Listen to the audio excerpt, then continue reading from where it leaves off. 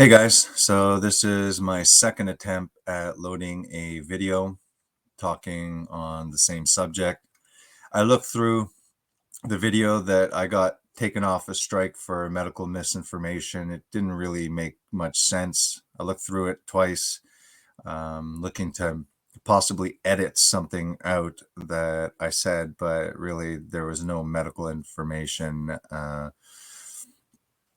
So anyways, I'm a little more paranoid about doing this video since I have no clue how I got a pre-strike.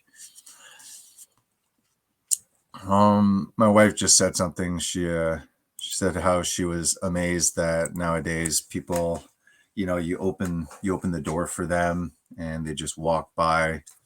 You look at culture, all the selfies, all the TikToks, all the sexuality. I mean, we've pretty much come desensitized to it. But if you look at the amount of sexuality that's bombarding us constantly, somebody even 5 decades ago, previous generation would have been shocked. It wouldn't have been allowed. We've come a long way, and I think that this is basically the objective. It's to turn everything on its head, everything that the West was founded on. Like it or not, the West was founded on Judeo-Christian values.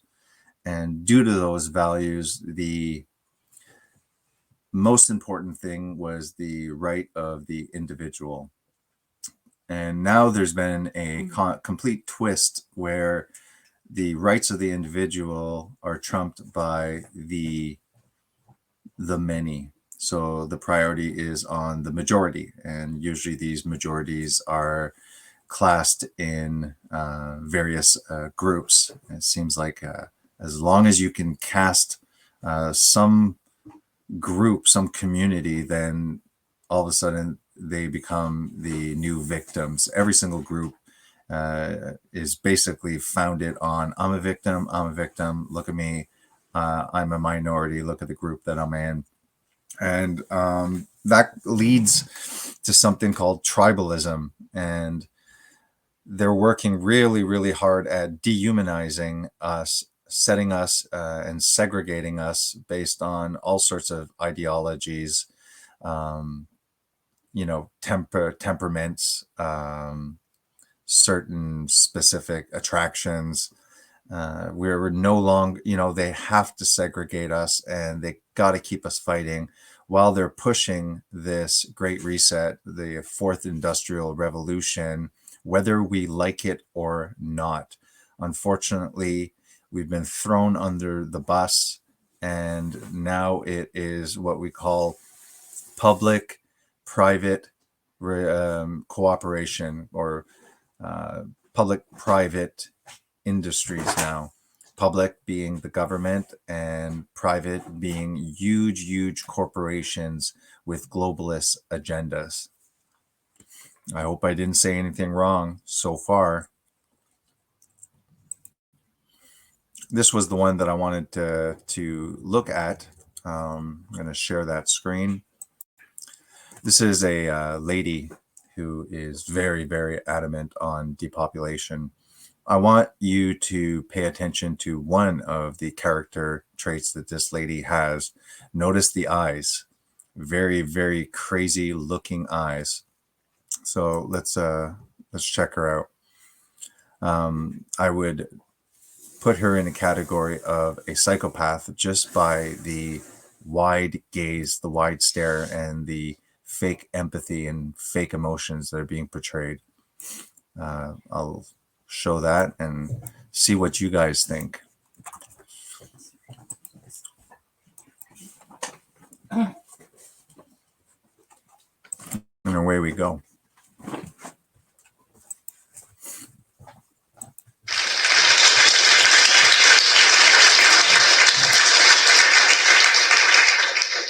I grew up in the 1960s, watching those TV commercials with those starving kids in Africa who stared vacantly at the camera with sad eyes and distended bellies. All right, so there's that psychopathic stare Doesn't matter when I stop it.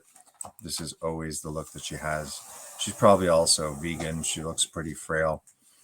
Um, the first thing, starting out with the distended bellies of the African children, that has to do with Africa. Africa not allowing resources to enter. Um, so we have definitely enough food to feed the world. And this is just geopolitics. This is just corruption that doesn't allow the food to get to where it should be. And in sixth grade, my Glee Club teacher, Mr. Collins, had us change the words in this song we were singing. 3 billion people in the world to 4 billion people in the world. And I was shocked. I couldn't. Yeah, because a tiny child at school learning how to count and learning how to do arithmetic is contemplating such things as the overpopulation of the world. I'm just going to respond to GD.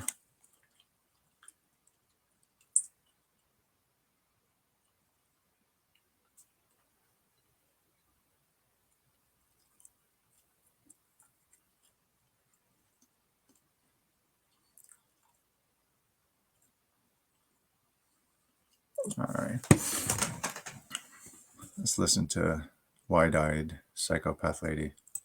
Believe that the population was so big. And I was even more shocked because no one else in the class seemed at all disturbed by this fact. And a couple of days later, I told my friend Susie Hollander that because there seemed to be too many people in the world for it to handle, that I wasn't going to have any kids. Oh, just And there you go. She looked at me and she replied that she was going to have three. Wow. So this is a child contemplating this, like in grade 3. Friend Susie Hollander, that because there seemed to be too many people in the world for it to handle, that I wasn't going to have any kids. And she looked at me and she replied that she was going to have 3. What a horrible person. And I felt pretty alone in my beliefs. And 37 years later, I still feel pretty alone in my beliefs, and I'm still shocked that not more people are disturbed by population growth. Intense psycho eyes. She hates us. She wants us out. And I think it's because, as a species, we've decided not to talk about it, to kind of tuck it away. So I'm here to untuck it. Modern man first showed up on Earth 200,000 years ago. And by 1850, we had reproduced so successfully, there were 1 billion people on the planet. That means it took 200,000 years for us to put the first billion people on Earth. The next billion came in 100 years. All right, Psycho Eyes. Good information. A major reason, in my opinion, why, sorry, I'm feeling under the weather a bit. The major reason why I think that the population was able to explode was at one point humans were more hunter and gatherers, and therefore just we were part of the ecosystem that in a way limited also our ability to expand. The minute that the agricultural revolution happened 12,000 years ago, let's say about, and we started to produce crops, we were able to have more calories, but it did actually bring a lot of negative health effects. But I think that that was one of the major reasons that we were able to produce excess calories in the form of carbohydrates and able to expand the population at the cost of nutrient dense foods, animal food.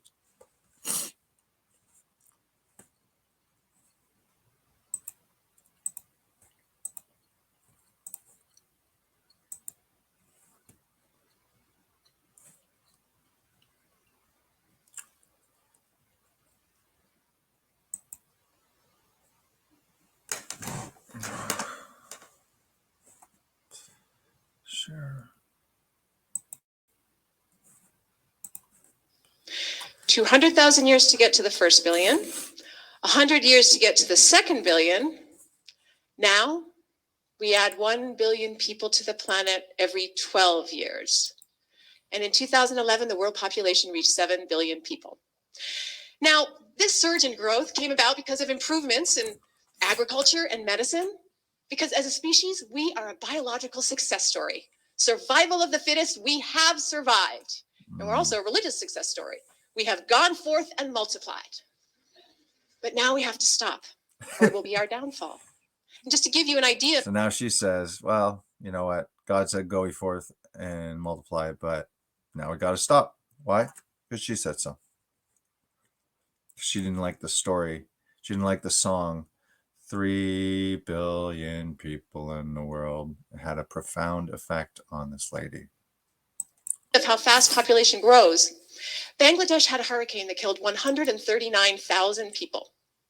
How long did it take Bangladesh to replace those deaths with 139,000 new births? 2.5 weeks. Wow. So Miss Psycho Eyes just jumps right over the 39,000 deaths, the tragedy. Imagine losing your family, maybe your children, your livelihood, all of your belongings. But you know what? You know what's concerning her is that it took only 2 weeks for you disgusting humans to reproduce like a virus right back up to 39,000. 2.5 weeks. And this sickens this lady. Now, the world population is growing at just 1% a year, which might not sound like very much, but 1% of 7 billion is actually a big number. It means that every day we add 220,000 people to the planet every day. And this is unsustainable, which means that at some point the world population is going to stop growing. The question is, how? Mm-hmm. We want Will to it know stop how. growing because of famine, disease, a war over resources? Or will it stop growing because people choose to have smaller families? Yeah, people choose to have smaller families. Just like we chose to get a certain something, or else we would lose our jobs if we didn't. It's just, just a little bit of motivation, let's say. They're just giving us a little bit of motivation. And by smaller families, I mean one-child families. Yeah, because that worked really good in China, where there's so many men and so little women that now they're using their technology to make sex robots for the men. That worked out super good.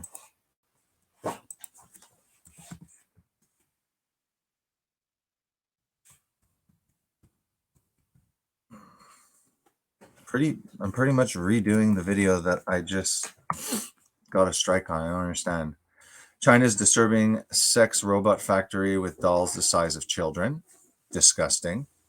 These sex robots are equipped with artificial intelligence. Chinese engineers created terrifyingly realistic sex robots. So this economy over here is a booming. Baba booming. I want to make sure I'm still, of course, no longer presenting. Story of my life.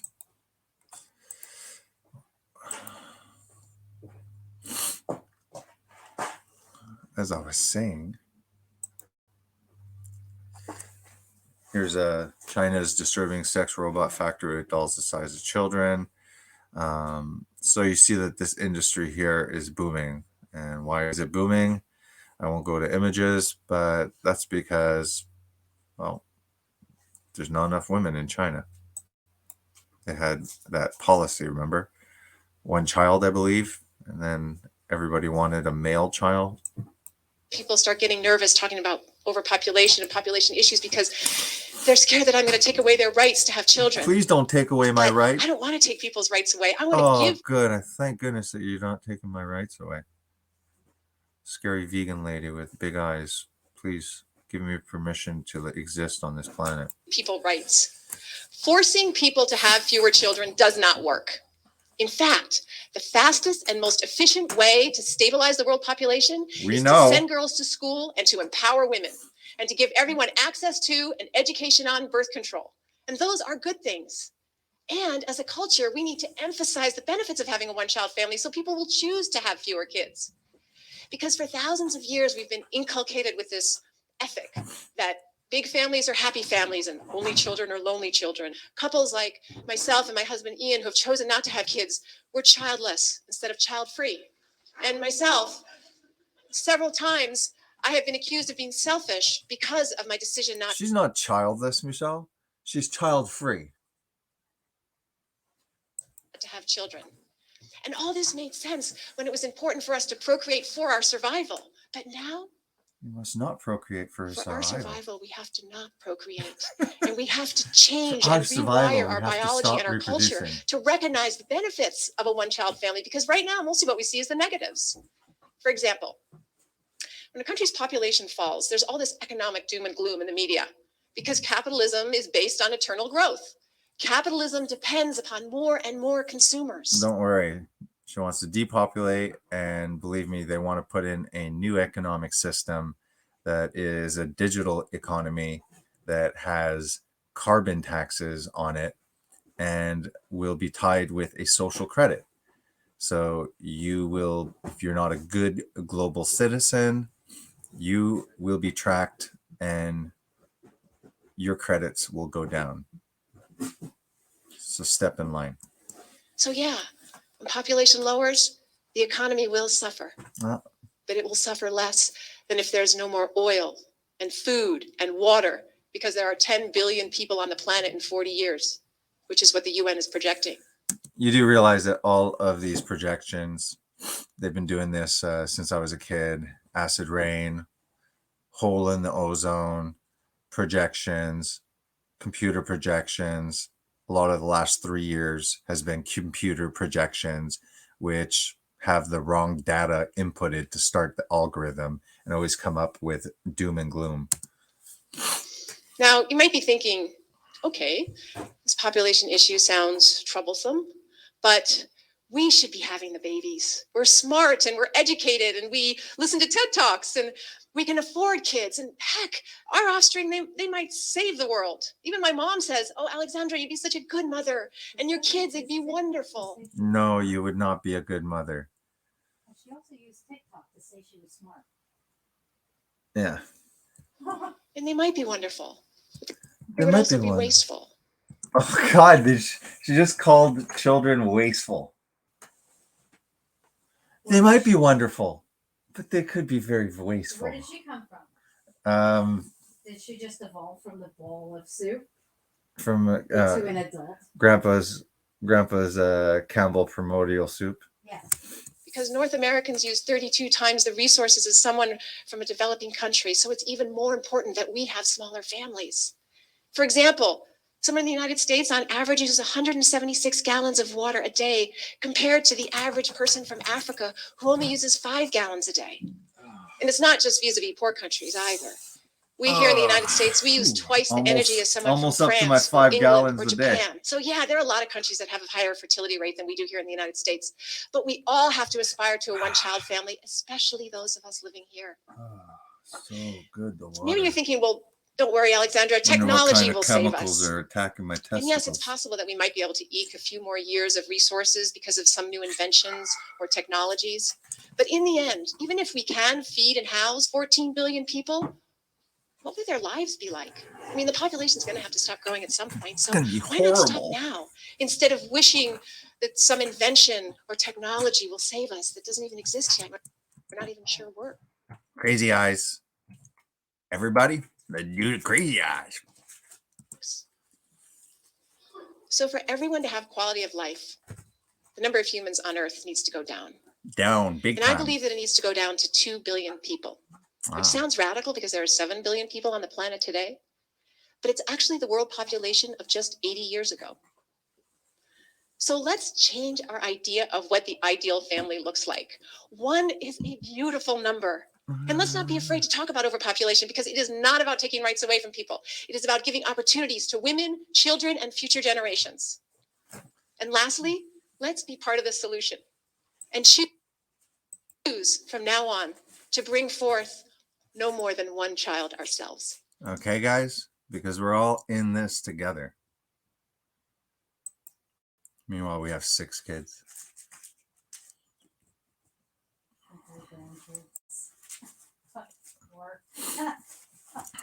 I'm not sure why I keep on pressing present, and I don't know, the damn thing doesn't present. When I go to check, it's not in the presentation mode. Yeah, sure. Difficulties. Truly awful times. We've got inflation, the like of which we've not seen for 40 years. Yes, we have, apart from all the political conflict. Yeah, so obviously they want that one world economic digitalized system. And of course, it was a wonderful opportunity over the last 3 years to make a very elite amount of huge corporations through public-private enterprises jumping together, your politicians, our nations, with some of the richest and, in my opinion, the most corrupt companies that you can imagine. So our rights, our lives are not the priority. Them running this new Great Reset, which used to be known as a conspiracy theory until Klaus Schwab actually wrote a book called The Great Reset. So it's funny how we're not allowed to talk about certain things, but then 6 months later, they're fact. But we're the idiots that believed in conspiracy theory, but all of a sudden they're always right about 6 months to a year. We have a global economy which is out of balance. And what I want to highlight particularly here is the consequences. We may have little influence on how the central banks decide about the future policies, but we know that if we don't change course, we will have hundreds of millions of people falling back into poverty. We have tens of millions probably dying, possibly of hunger. So this is a misery, and we have to address it. So to bring it at the forefront of our topics here, of our program, and to generate action. That's my intention. There's never been a more important time and a more serious time for these talks to be taking place. Yes, that's also reflected in the mood. I mean, it's the most consequential meeting which we ever had in the last 50 years, I would say. And the mood will be much more serious, much more concerned compared to the previous years, because we are at the turning point of history. When we talk about collective ownership, we are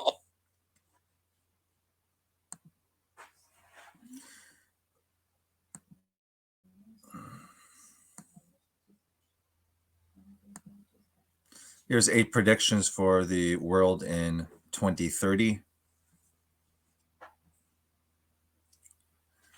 So all products will have become services. Here's where we get to, you will own nothing and be happy. So all the products will have become services from great big global companies. I don't own anything. I don't own a car. I don't own a house. I don't own any of the appliances or any clothes. Okay, this shopping is a distant memory in the city of 2030, whose inhabitants have cracked clean energy and borrow what they need on demand. So it's kind of what I think they've called a shared economy. I had seen a TED Talk where they're like, you buy a drill. Do you know that a drill is used only 5 minutes in a lifetime? It's just some kind of, well, not you, but she's coming up with all of these things that we own that we hardly use. So why should we own it? Why can't we just order it and a drone drops it off? We use it, we pay a small fee, and it goes back, right? So it sounds utopian. I don't think it sounds utopian until she mentions that her every move is tracked And outside the city lives swaths of discontent, the ultimate depiction of society split in two. That's definitely. We saw a split in society recently over the last 3 years. It was disgusting on both sides. There's a global price on carbon, so we don't have enough taxation. Now we are taxed on carbon. So this I can see will affect, let's say, the food that we eat. Okay, I do the carnivore diet. When I do that diet, I eat a lot of meat and I get a lot of health benefits. Meat is a important staple in the diet, but it will be deemed as a bad purchase, and therefore it will have a higher price, probably a price that whether we want to or not, we won't be able to consume certain animal foods that were staple to society that helped us thrive. So China took the lead in 2017 with a market for trading the right to emit a ton of CO2, setting the world on a path towards a single carbon price and a powerful incentive to ditch fossil fuels. First of all, we're not ready to ditch fossil fuels. We could go nuclear, but the green technologies such as even the electric cars, if we all had electric cars and we were all tapping into the electric grid, it wouldn't be able to support it. And at this time, it's fossil fuels.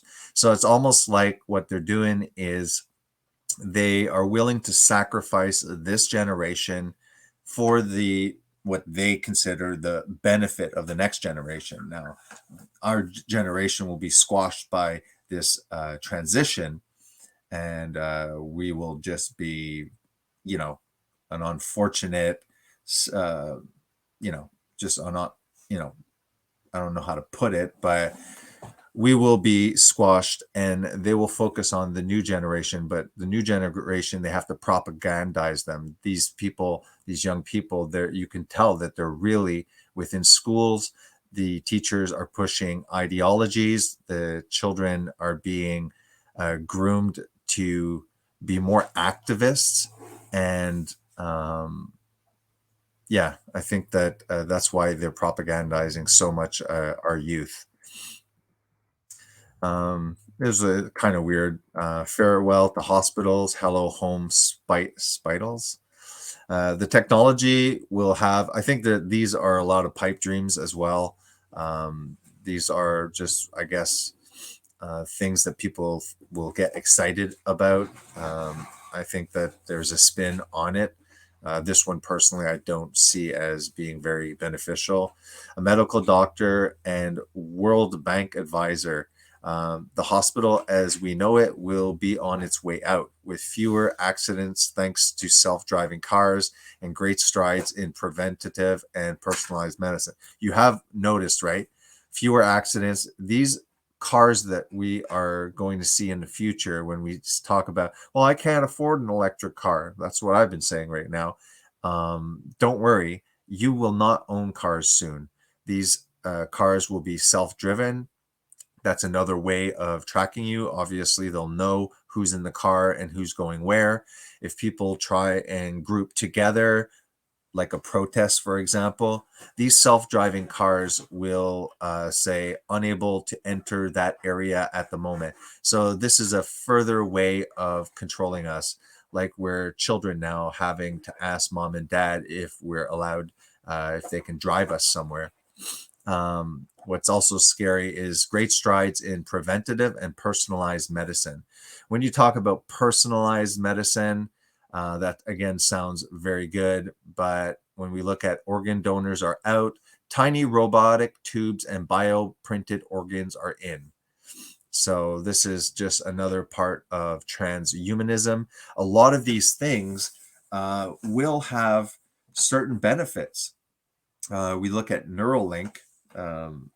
If this is able to help people with neurodegenerative diseases, blind people, the technology itself may not actually be evil, but don't think that they will not use these technologies, which have a potential at possibly helping certain diseases, don't think that it will not be manipulated for other reasons.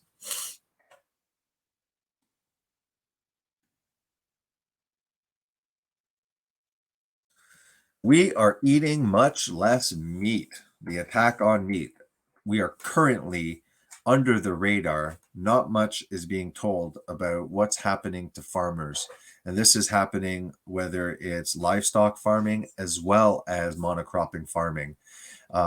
Fertilizer restrictions are being used. This will further reduce the food supply, cause food scarcity. Again, this will be blamed on global environment, the climate. And the climate, as you know, is always our problem. Has nothing to do with large industries and smokestacks and huge corporations and the huge farming industry, the monocropping, spraying all of these pesticides, mining, destroying the topsoil with tilling. But really, what's destroying the earth is us and the steaks that we like to eat. Meanwhile, if you actually look at the middle of the grocery store, where most people eat a standard American diet and don't eat that much animal food, their staple are all of the products in the middle that are plant-based. Really, everything is made in the middle of the store by wheat, soy, some kind of wheat, soy, seed oils. They're all plant-based. We are already highly plant-based. What they're doing is removing the small amount that they've already limited, whether it's through propaganda, through epidemiological studies. That is a load of crap. And they've been able to lie with these studies, and people actually think now that meat is bad, and that is not true. This is what we're actually seeing now: the destruction of statues of founders of within the United States, archaeological, not archaeological, but historical. People, important people that founded the United States. And also even Obama said, like, we're not a Christian nation, we're a nation of atheists, we're a nation of Muslim. It's like, okay, fine. Now we have a very multicultural society. Nothing wrong with that, in my opinion, but do not take the fact away that the West was primarily a bunch of Judeo-Christians, and the whole systems, the justice system is highly influenced by Judeo-Christian values. So those things have to be destroyed. This is no big surprise.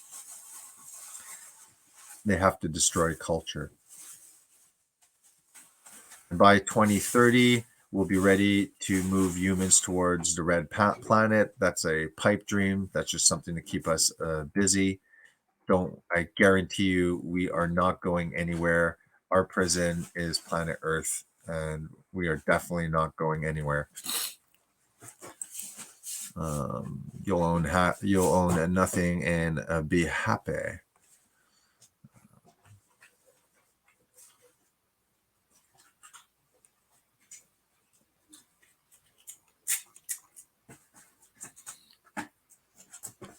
The U.S. won't be the world's leading superpower. We can see, especially with the Biden administration,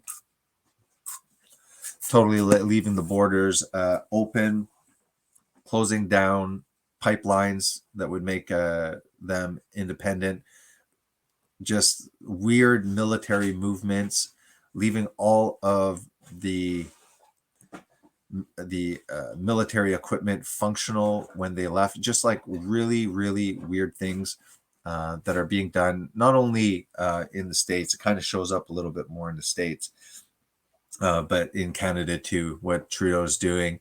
The internet, he's passing, I think it's called Bill C-11, which will further restrict the internet. I remember I used to talk about like Muslim or North Korea or even China, I was like, yeah, they actually block the internet. They block issues, and I was like, yeah, they're totalitarians. But now the exact same thing is happening to us.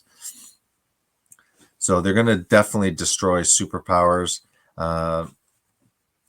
They won't die. They won't die waiting for organ donors. They will be made by 3D printers. Okay, we'll see about that. You'll eat much less meat. Meat will be an occasional treat, not a staple, for the good of the environment and our health. Okay, do you understand? Meat is bad for the environment, and it's actually bad for our health. Recently in Israel, scientists printed meat, but at a very high cost. Papers are looking tastier and tastier. Yeah. All the dogs are going to start disappearing in this little community. They will surely reduce sometime later. Remember the high price of CD writers 20 years ago, and now they are old technology, but also cost less than $50. 1 billion people will be displaced by climate change. Sure. We do realize that if the CO2 is actually higher than it used to be, and the temperatures will rise slightly, that will just create flush rainforests, in my opinion. A hot climate, we know that plants, when we have terrariums, stuff like that, and we boost the CO2 levels, they grow bigger. So we are swimming in a sea of misinformation. We're trying to grasp at what we can on the internet, trying to find reliable sources. We're getting different views. I have no idea what's going on in a way, trying to piece together. But I think that everybody knows, even if we're wrong on some of the details, that we see the walls closing in on us. Whatever, the moon.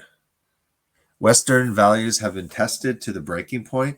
Checks and balances that underpin our democracies must not be forgotten. Imagine 1 billion people moving from various parts of the world to another, and the pressure of finding clean water and feeding 8 billion people despite global warming. Consider the complexities of trade wars in a multipolar world to control limited resources such as petroleum, water, money, food. These are all things that they will control. And they can tell us that there's a crisis all they want.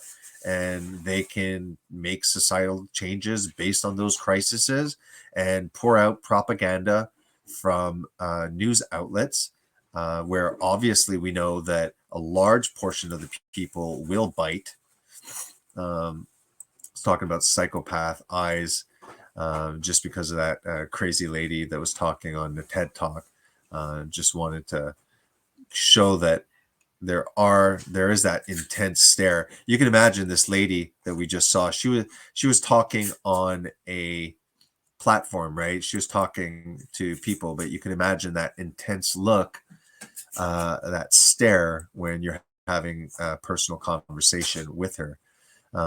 Again, I don't understand. I'm pretty much just talking about what I was talking about on my other video that ended up getting a strike. So now I'm figuring I'll probably, just got to blow my nose, I'll probably get another strike, I guess. It's hard for me to know, but Prince Philip said that he would like, alert. Okay. I guess they don't really like me going on this. Okay, give me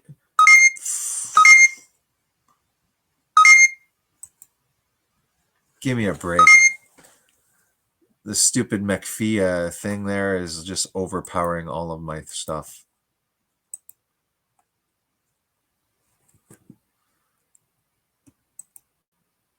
Okay, so here's Prince Charles depopulation.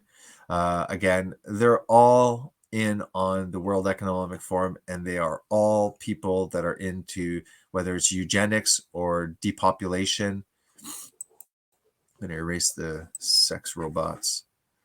Yeah, like my wife was saying, just Noah was opening the door for people right today, and yeah, 15-year-old kid opening the door for people, and you're saying like people nowadays they don't even go, oh, thank you very much. They just like walk in, they don't even say anything. No, everyone's like self-centered and rude. I mean, everyone I'm talking about, seems like the society has gone that way. Yeah, 2 Timothy 3. But mark this, there will be terrible times in the last days. People will be lovers of themselves, doing their TikTok, selfies.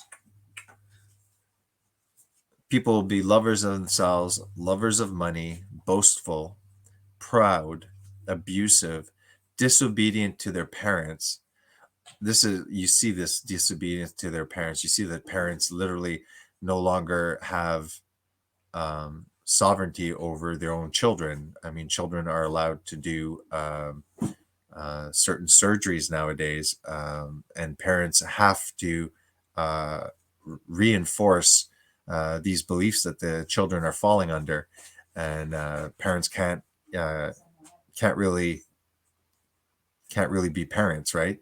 It's the state that decides what's best for the children, and if the parents, it's happened in Canada, if you know what I'm trying to talk about without talking, have lost custody of their children. It's gotten pretty serious in Canada.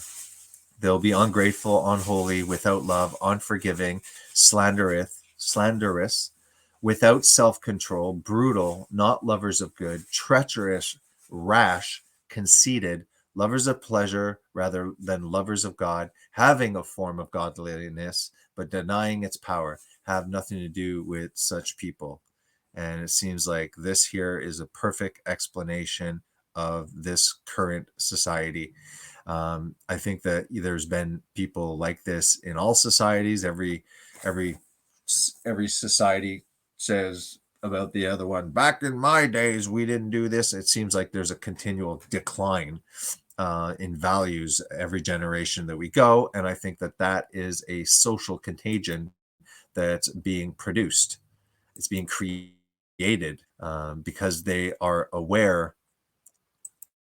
They're quite aware of how to manipulate society. I mean, the social sciences, the small little things that they do to sway society over time subliminally, we hardly realize it, but we do get influenced. And social media is something that the human race has never been subjected to. And in my opinion, it doesn't look like it's something very good.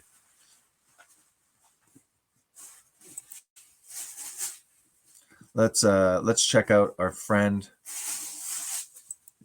another psychopath, Noah Harari. He always has some very nice satanic things to say. He's part of the World Economic Forum, and because of that, it's very important to listen to what this guy is allowed to say, because it just shows that this is the underlying view that they have on society. Just before that, let's look at stupid things like this that Kill Gates is trying to push.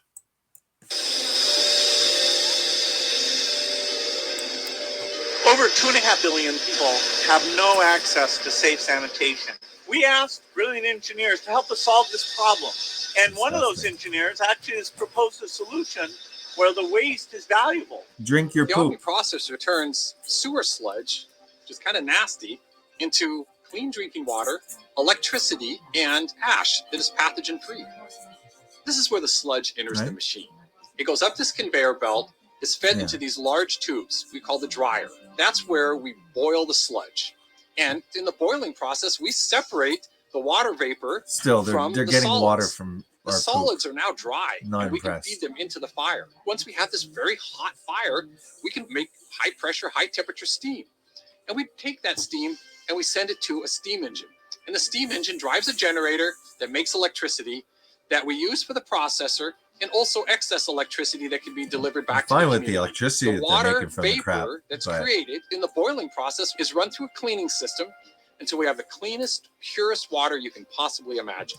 I'm charging less for shit hydro. Powered by our farts. Yeah, no, it's just weird things like that. This gives me Definitely pleasure that system Bill as we Gates is know about it to drink in poop water, the though. developed I have to world be honest. cannot work in developing countries.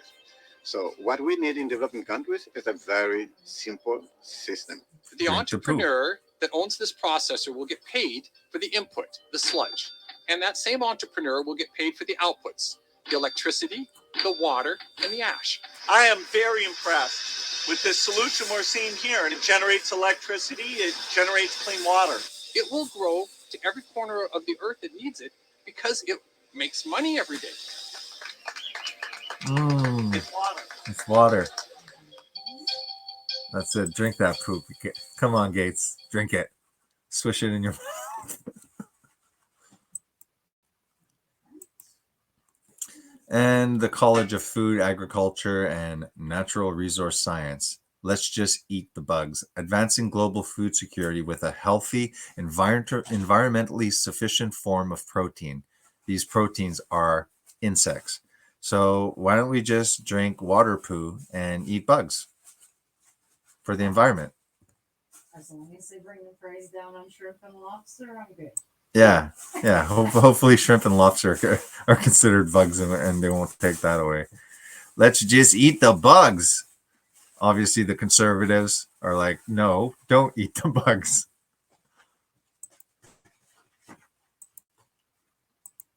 Anything else here that I popped up? Yeah, this is kind of cool. The mystery of the Georgia Guidestones. They recently got exploded. There was a bomb that exploded that, but the Guidestones kind of have a world religion, 10 Commandments. It's written in many different languages, as you can see here. Let these be guidestones to an age of reason. They're written in Sanskrit, hieroglyphics.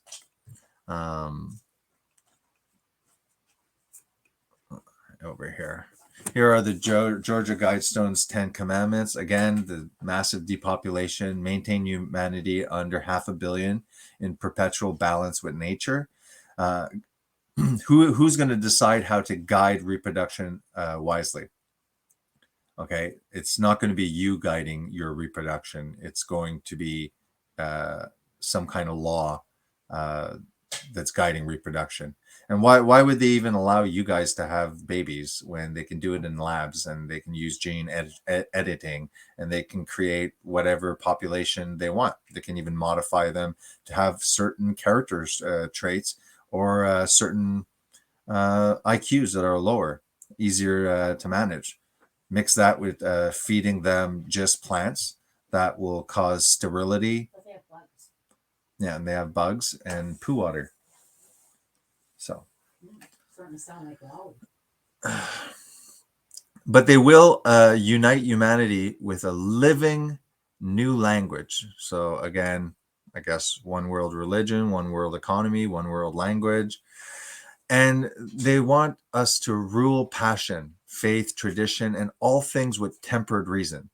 So what they're saying is, yeah, you know what, you people that have faith and you have, Christianity or Judaism, you have to rule those passions, and you got to do these things with tempered reason, meaning like go hide somewhere and do it, but we don't want to hear about it. And, all of society will have to leave what they said, what the West has been founded on.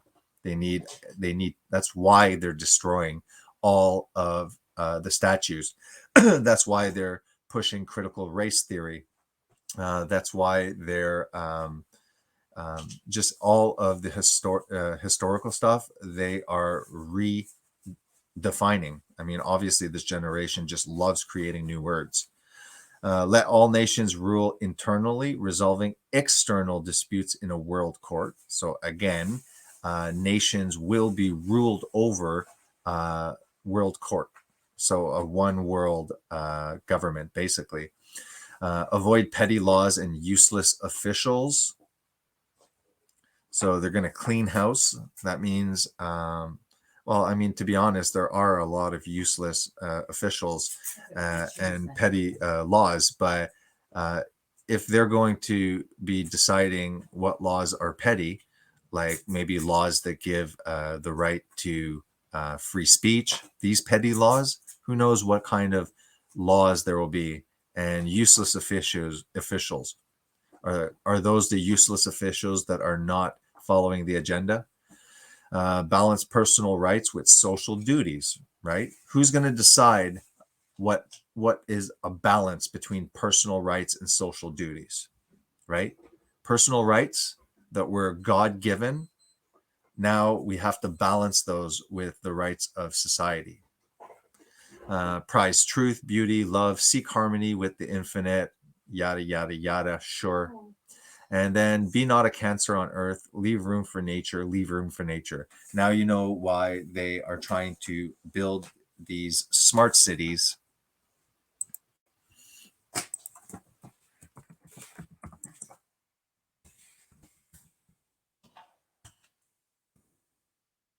Want to build these smart cities. Maybe we can look at images. And they want to put us in these smart cities where everything is traced. You can see here, everything is interconnected. And they don't want us in suburban areas. They want us all here where we can be locked down, where we can be controlled. Don't forget the whole transhumanism that Yuval Noah Harari was talking about. The fourth industrial revolution is a combining of biological and technical technologies. This is an invasion of our biology, and this is the fourth industrial revolution. This will obviously cause a huge segregation with people that want nothing to do with that technology and people that are full on board getting their upgrades.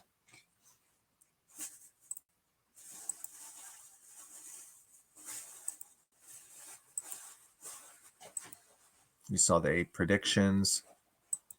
I really wanted to show you this, but something really screwed up.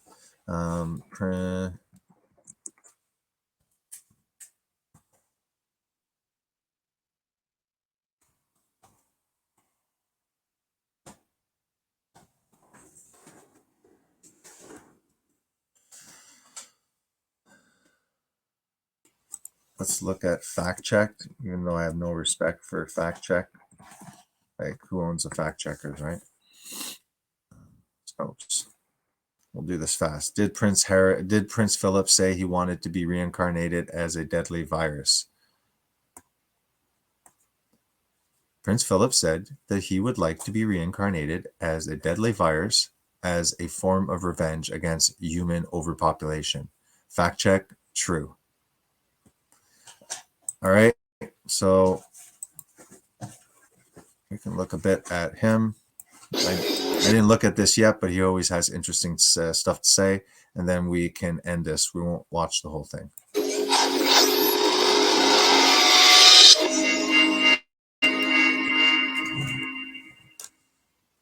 So thank you very much for this introduction, and especially for presenting the book, not as a book of futurology, because for me something very important to make everybody understand if they're going to go and read this book, that it's definitely not a book of prophecies about the future.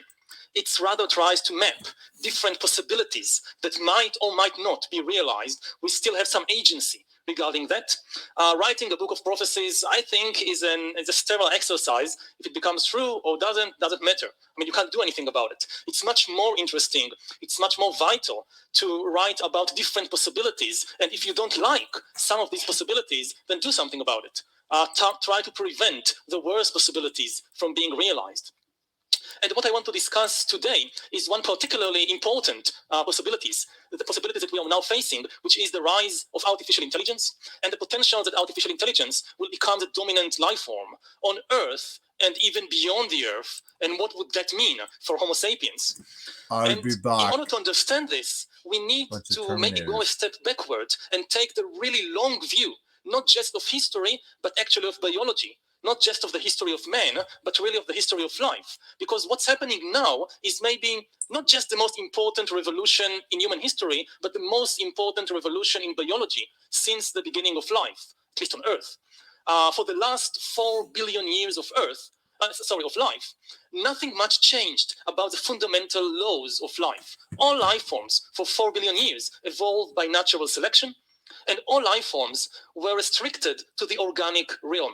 It doesn't matter if you're an amoeba or a giraffe or a tomato or a Homo sapiens, you're made of organic compounds and you're subject to organic biochemistry. I like how he says, like, you are subjects, you're subject. It's like subtle Freudian sleep. You will be all my subjects. This is now changing. We are on the verge not only of replacing natural selection with intelligent design, not the intelligent design of some god, our intelligent design as the principal motor of the evolution of life.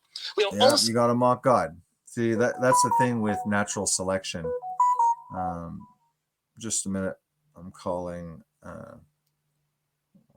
to do a live.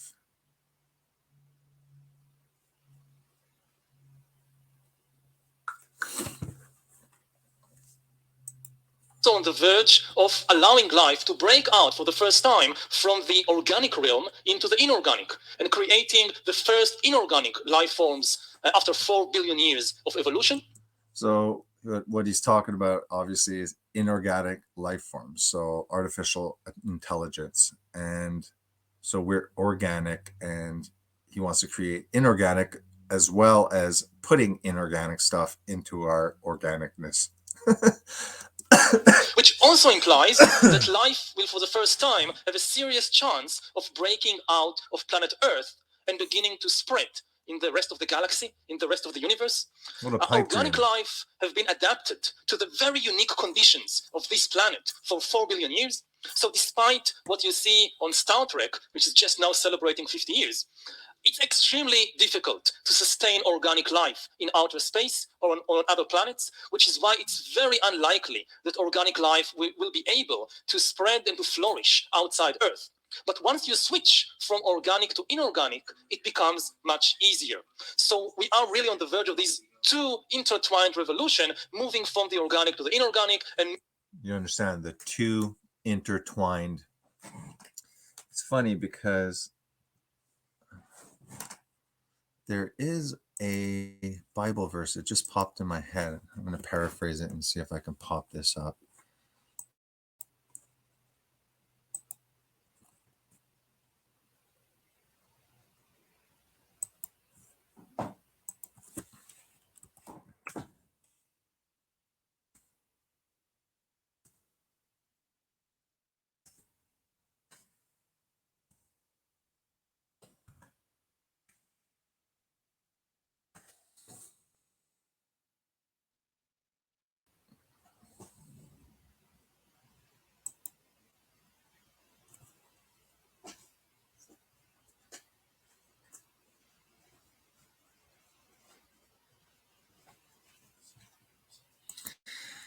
I don't know if this is if this means anything relevant to this, but remember how I was saying like seed wars, genetics.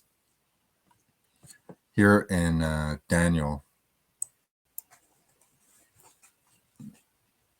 you see it says, Daniel 2:43, and whereas thou sawest iron mixed with miry clay, they shall mingle themselves with the seed of men, but they shall not cleave one to another, even as iron is not mixed with clay.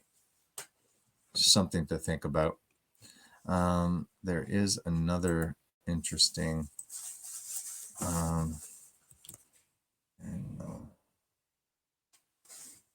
message.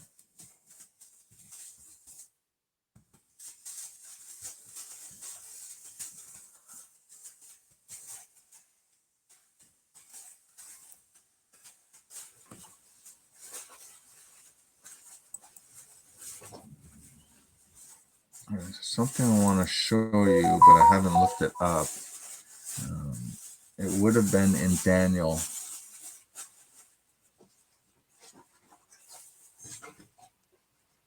Yeah, I'll find it for another time. What's interesting is that any time the witchcraft of the nations.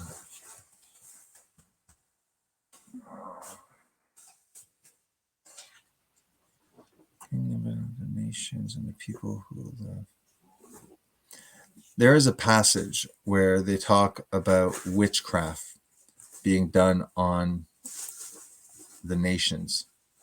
And when you look at witchcraft in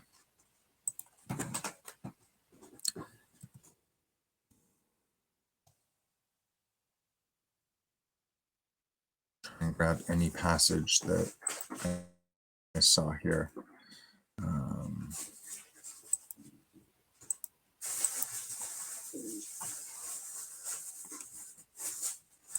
Where is the witchcraft?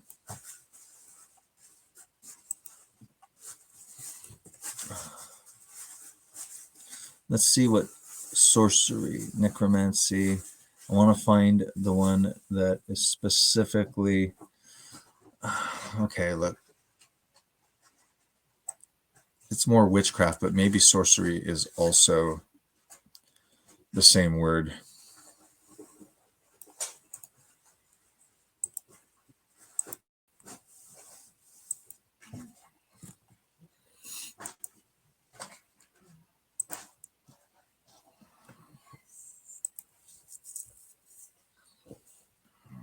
The beast. I hate dead time.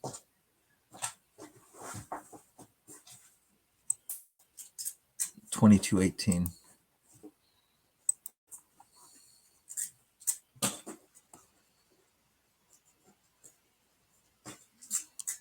No, see, it's different. I have to find specifically the word witchcraft. Just curious what witch means.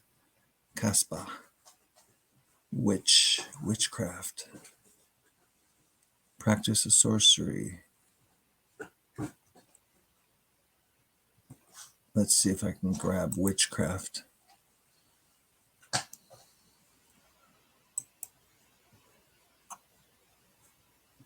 From the Masoretic text. Witchcraft. Because